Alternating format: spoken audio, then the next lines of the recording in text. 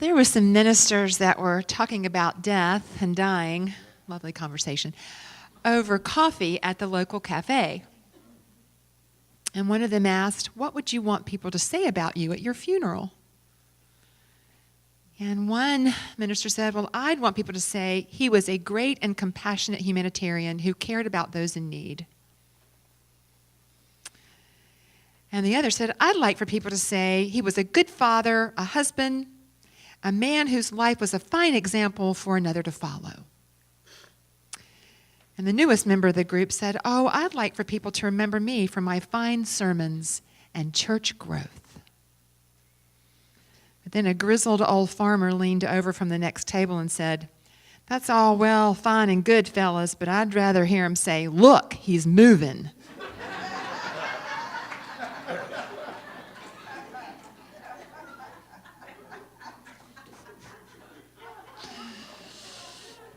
Kind of rare to find death humor. Yeah. So this week we're continuing with our exploration into Robert Brummett's book, Living Originally. And let's review, because each of the practices, he teaches 10 practices, and each of the practices build on each other.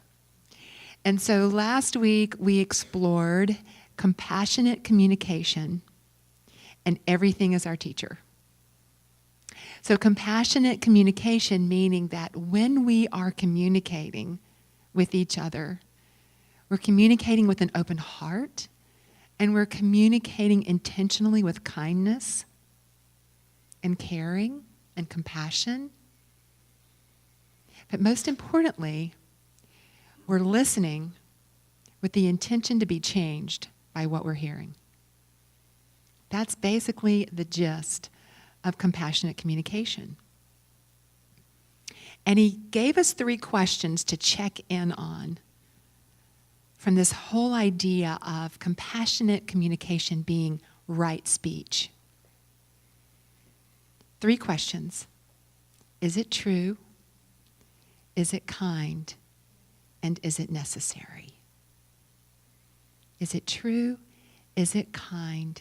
And is it necessary? True meaning we don't speak anything that we know possibly couldn't be completely true. That would mean eliminating those statements when we say always and never. Yeah. Is it kind? Is it compassionate? Is it caring? And is it necessary? Because we talked last week about how sometimes we just want to fill up the space. Yeah, instead of just really being in the space with another person and just holding that space for each other. So, the next thing we talked about was letting everything be our teacher. Everything. And we tossed around this idea of, can everything be for us versus against us? What if every single thing in our life, folks, even the stuff that feels icky, what if every single thing was there as part of our life curriculum? And we take classes in that life curriculum, classes called job and relationships, health, yeah. And I just want to remind you that there's not a God out in the heavens planning this life curriculum for you. That you are choosing every moment what teaches you. You are embracing this idea. Yeah, so how are you doing with that? How are you doing with communicating compassionately and allowing everything to be your teacher? Yeah, no right or wrong. We're just being gentle with each other and with ourselves, just to notice. So, okay, this week, we're delving into, I have to say, in our class this week, we were like, wow, this feels a little heavy. But what we know is that sometimes when things feel heavy, it's because they feel significant and they're meaningful to us. So this week, we're exploring dancing with chaos, and death is our advisor. Woohoo. Oh boy. So, okay, what is chaos? So, to most of us, it's tumultuous, it can be confusing, it's energy that we probably more than likely want to avoid. But let's keep looking. Because the origin of the word chaos is derived from the Greek chaos, K-H-A-O-S, which can be defined as formless primordial space. This space is the great void that came before the creation of the universe in Greek mythology. So in the Greek creation myth, chaos was a great infinite abyss of nothingness. And from this nothingness, the earth goddess Gaia emerged. Gaia represents the world of form and structure.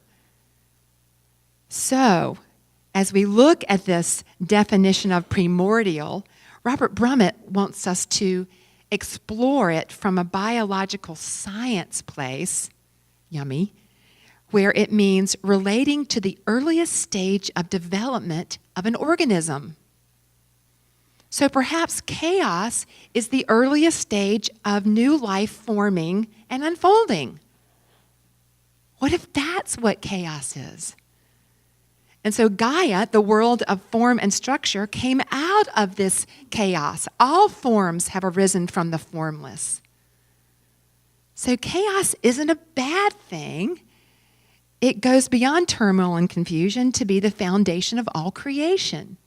Robert Brummett says, chaos is the unformed and unborn potential for new life. Now that's a little bit reframed, right?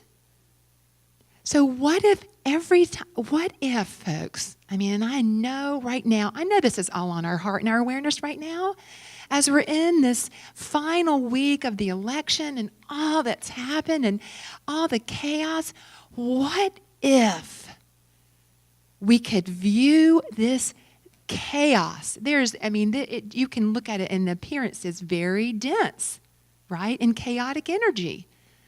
What if, folks, there is something waiting to be born? And I know this is calling us up to our growing edge. I know it. I know it is for me, and I'll share it with you. It's been very, tumultuous in my being at moments when I've watched, I make the mistake of looking at Facebook before I go to bed. That is not a good thing.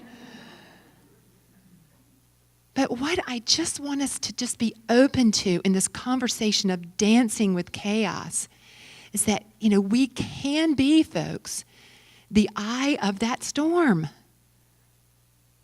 And the thing is, our principles in unity, folks, we can do this. We can hold knowing. We can do this. We can stand in the midst of what seems like just tumultuous stuff. And we gird our loins, as they used to say in the Old Testament. But really, we can gird ourselves in our knowing of the truth of what's possible, of what we are. And I love that Brad was talking about, the power of music. Today, that's the whole point of this afternoon. It was like one of my just ideas, what can I do? Because music, they say you pray twice. That's just one way, but there's going to be healing services. People are holding knowing. People are holding prayer. That's what we're being called to do. And in that way, we are dancing with it. But what has to happen first is an intention to dance with it. Because energy moves toward our intention, folks. So if we're the intention of peace, if we're the intention of knowing, if we're the intention of absolute love in the midst of the tumultuous energy right now, that's anything but love, folks, we can impact this chaos. Something is waiting to be born. Can we embrace that? Can we know that? Can we stand in that? Because, folks, it's not over on Tuesday. Because what's happened is that there has been a wound that has been opened. And so what is ours to do to hold knowing and to dance with this instead of pushing against it? Because, folks, if we push against it, if we're resistant, we are going to perpetuate its presence. That's just the way it works. Nothing shifts from the energy that it was created from. Nothing. So this chaos is calling us to dance. To dance in the middle of it, holding our knowing. Can we do this? I know we can. I don't need to ask that. I know we can. Are we willing? And can we surrender our resistance? And can we surrender our attachment to how we think it's supposed to look? And trust and know that a new possibility is being birthed. Yeah, are you with me? Can you say yay, amen, or something out there? Yeah. Okay, good. Yeehaw. All right. And I want you to know, I'm not saying this to you from some lofty, no, I know this is possible. Folks, there's no accident what's happening right now. And so can we just dance with it through holding our knowing? And I know we can. Okay. So now the next thing that Robert Brummett wanted to talk about was death. I tell you, you want to clear the room, at a cocktail party, start talking about that. Because it is one of our biggest fears. And Robert Brummett talks about in the book that the fear is our loss of self. Loss of our physical body, but just really loss of self. That somehow, when we die, our life doesn't matter. Did it really matter? Did it really have meaning? And so what he talks about is letting our impending death, because this is one thing, and I know this community has gone through a lot of this energy. And what I know, and I've been here with you now almost 2 years, it'll be 2 years in March, I have seen you grow. I have seen you stand in your knowing and your strength because of all the death energy that has happened in this community. Death, our impending death, folks, can inform our choices now in this moment to live fully. Because really, I know that this might not be the most popular thing to say, but really we're all dying. We don't want to talk about it, but each day we're, okay, whenever that is, and we don't know when it is. And it's not like the Grim Reaper is, it's not that. And in our class on Wednesday night, we had a great conversation, about, some people were like, I'm not afraid to die, but I love this Woody Allen quote. He goes, I'm not afraid of death. I just don't want to be there when it happens. I just thought that was hilarious. Yeah, I don't want to be there when it happens. What are you talking about? Yeah, so the thing is, it's that thing that we do when we're creating our bucket list. What is that? So we create this bucket list of things that we want to get to. Guess what, folks? Get to is right now. And one of the questions that he asked us in the chapter is, what if you had 3 days to live? What if you knew in this moment that you had 3 days to live? I'd probably be sitting down here next to Megan, loving her up a little more, and, I'd be smooching on Catherine and Bill, and it'd be like, oh my God, everything is so beautiful. Everyone is so beautiful. When you're in those moments, you've had those moments when all of a sudden everything just is so important because you know what matters. You really know what matters. So Robert Brummett shares this experience in this chapter about how for 1 year, he was in a group of people that worked with Stephen Levine's book, 1 Year to Live. And so this small group of people met monthly, and they reported on how they were doing. They asked themselves some questions. I want to make sure I cover this. So here it is. Some of the things they asked, because I think these are really beautiful questions. So they'd come together and they'd ponder questions like, what do I fear the most about dying? They'd talk about it. Who and what will I miss the most when I die? What is important for me to do and or finish before I die? What do I want my legacy to be? And so just allowing ourselves to really have these conversations. Robert said this experience was life-altering for him. He said he began to live more awake and aware with deep gratitude. He became very clear about his values and his priorities. He stopped taking things for granted. He completed what was his to complete so that nothing felt unfinished. And he released what needed to be released. He began to embrace his own death. There's an author named Jed McKenna who writes some pretty radical books out there, but I really like him. And this is a quote that I took from one of his books. I love the fact of my death. It has made my life possible. There could have been no awakening without it. It's how I know what beauty is. It's why I'm gratitude-based instead of fear-based. Death is the defining feature that shows me the value of everything I see. Yeah, it's so beautiful.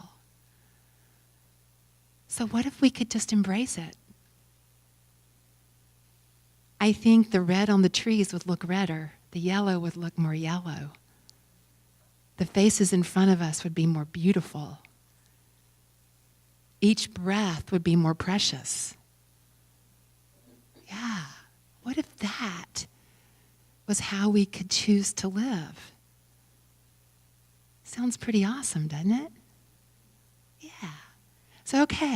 So this week, I am really going to ask you, my people, to be on heightened peace and love alert. When you walk in those polls to vote, if you haven't, Lorna and I were talking about the experience and just walking in and just holding your knowing as you pull that little lever, as you're in line and you experience other energies. Yeah, this week, especially, let's dance with it, folks. Let's know that something is being born.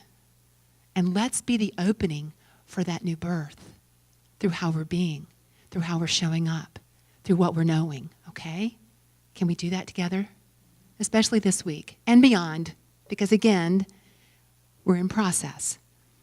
And this whole idea of death as your advisor. In your journal time, I recommend that you journal. What would it be like? What would I be doing? What would I move off my bucket list to my right now list? Yeah. Life's so precious. It's so beautiful. Let's dance. Yeah? Okay. Breathe. Can you shake it off? All right. So let's affirm our affirmation together. I release fear and embrace all that is as I choose to dance with and celebrate life. Okay, let's do woohoo! Yeah, that's what I'm talking about.